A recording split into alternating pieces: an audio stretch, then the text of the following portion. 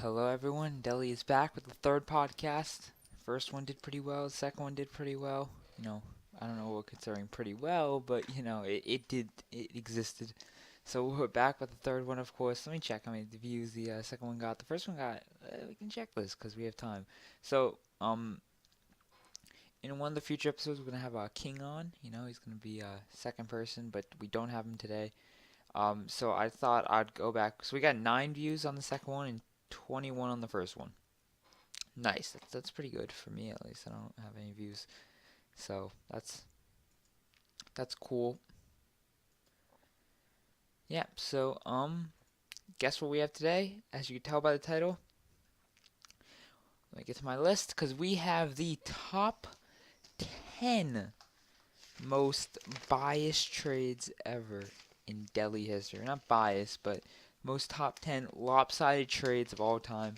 So I got my list right here.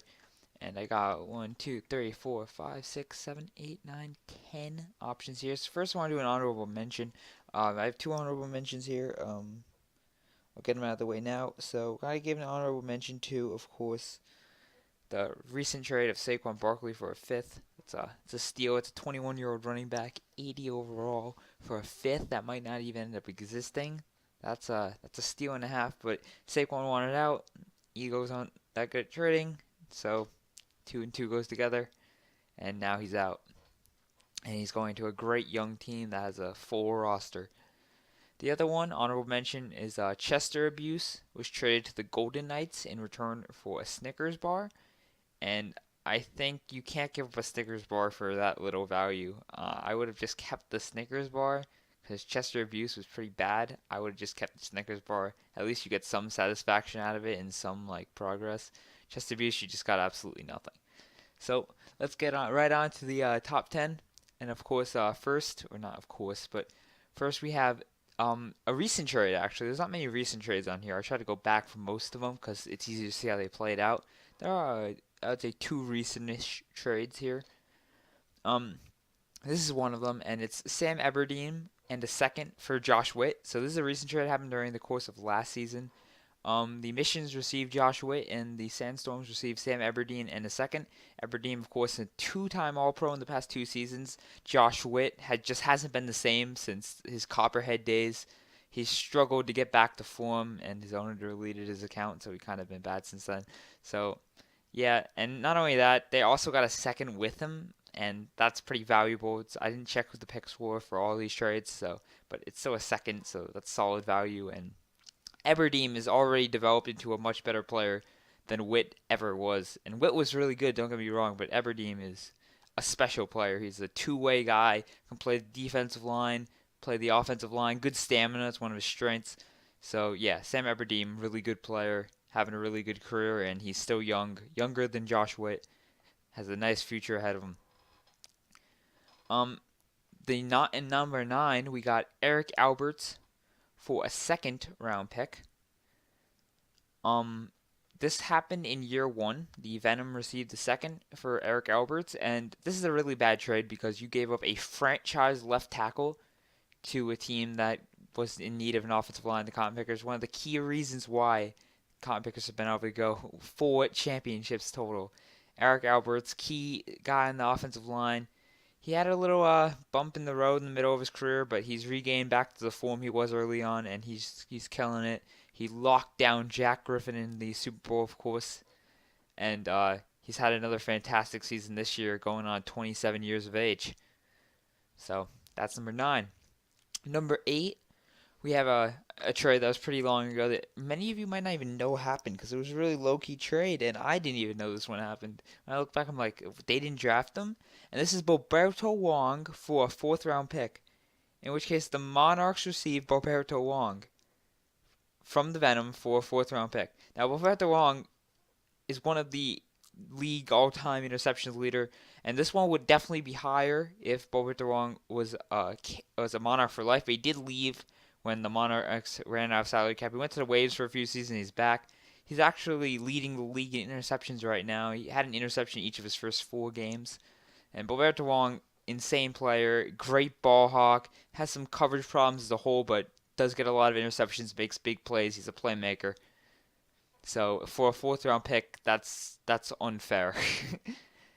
So, but another well, not another king person trade. This would be for Jacob Parker. Jacob Parker was traded from the Waves at the time he was starting, having a great rookie season, but then he gets shipped to the Dimes for Bailey Guthrie and 2 fifths, and the Dimes later, of course, get Cyrus Walker. But overall, Bailey Guthrie ended up falling off a cliff pretty quickly.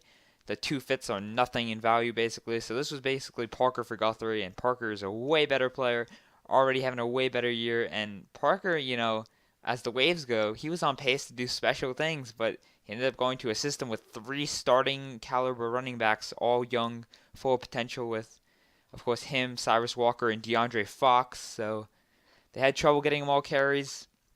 Parker still managed to pull through and develop decently, but his potential is limitless with the Waves, but I guess that'll just be a we never know story. Here in the sixth slot, wait, where are we? Sorry, we went to the sixth slot. That was the seventh slot. I think I skipped it. Okay, sorry. So this is the sixth slot. This is the other recent trade, and this is the Canines receiving Chase Gonzalez for 2 thirds. And this is one of the more questionable ones on the list, and I understand that. But Chase Gonzalez has limitless potential at the cornerback position. They're a very needy position for many teams in the league. And they have one that seems like he can be a franchise caliber cornerback for years to come. He's the perfect Josh Alexander replacement, something they had to replace for a few years. But they found it with Chase Gonzalez for sure. He's playing a great second fiddle to Tanner Panda now and looks to be the guy who's going to take over that cornerback 1 spot sooner rather than later.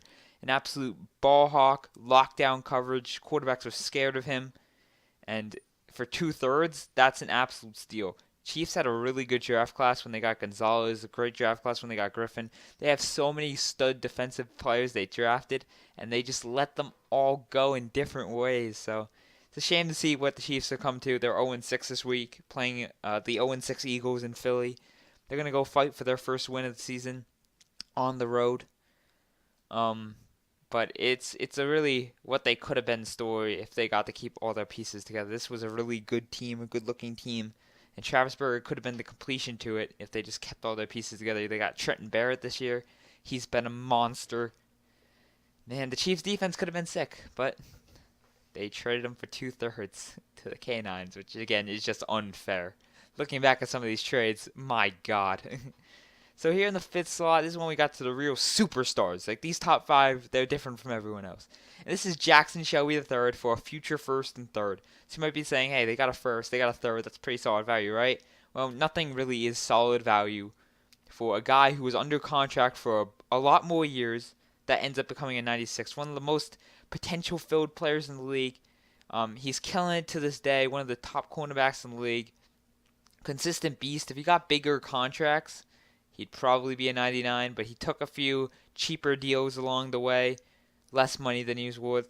Didn't reach 99 because of that. But obviously still one of the best cornerbacks in the league. Runner-up for Defensive Player of the Year at one point. Led the league in interceptions twice. He's an absolute monster. Any team would kill for a cornerback like Jackson Shelby III. And since year 2, when this trade went down, he's been helping the Cotton Pickers win championships ever since. Here at number 4, we have a 99 traded for absolutely nothing, which is Clark Morunde and John Clark, who was solid in his time with the Canines, for a second. So when you're getting a 99 overall, basically, and I think he peaked at an 80 with John Clark, who was really solid for the Canines for a second. John Clark for a second would have been the Canines would have won the trade, and now you're just adding a 99 overall left tackle franchise tackle in there that every team could kill for.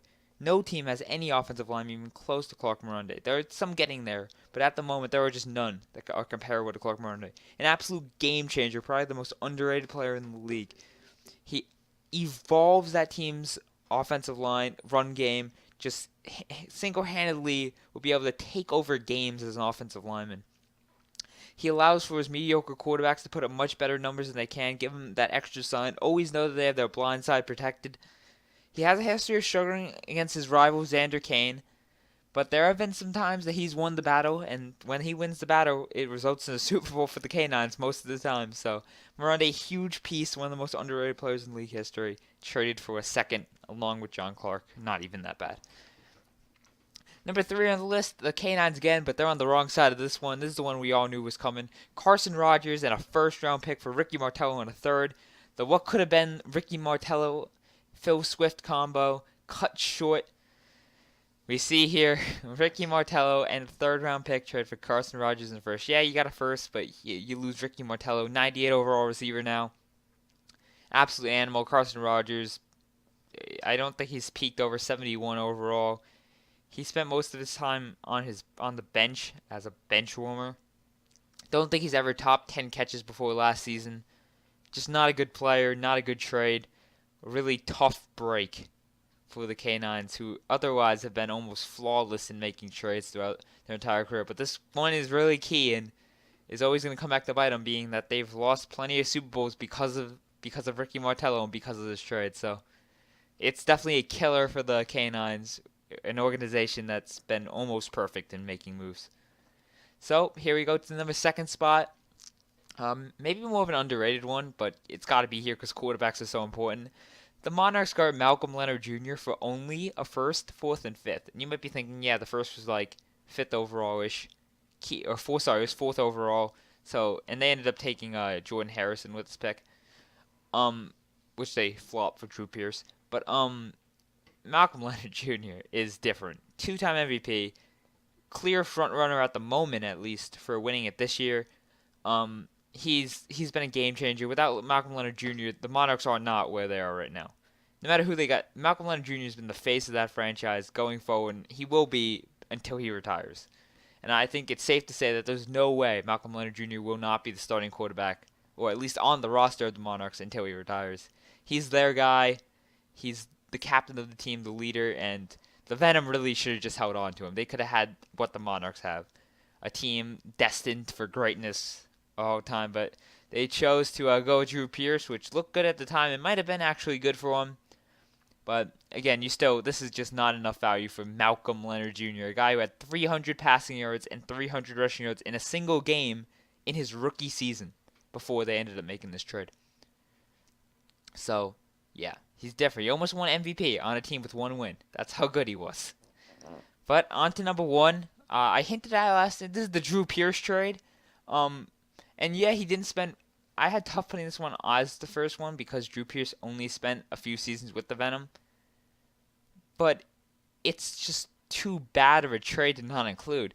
So Drew Pierce and a future 3rd-round pick were traded from the waves. As you can see, waves are on a lot of these. For Jordan Harrison and a 2nd. So Jordan Harrison sucked his whole career. Similar to Carson Rogers, I don't think he ever peaked over a 75 overall. Jordan Harrison has been a non-factor his entire career. He had a solid-ish rookie season because he got a ton of targets, but he was really bad. And then he just fell off the next year, and that was it. That's all you heard of Jordan Harrison.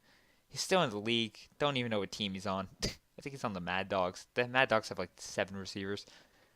And so basically what this trade is, if you simplify it, Drew Pierce and a future 3rd for a 2nd for a 99 overall quarterback. He was tied for the quickest quarterback to ever reach 99 overall, like age-wise, not like getting there first. So this is a game changer, and you pick them up for absolutely nothing.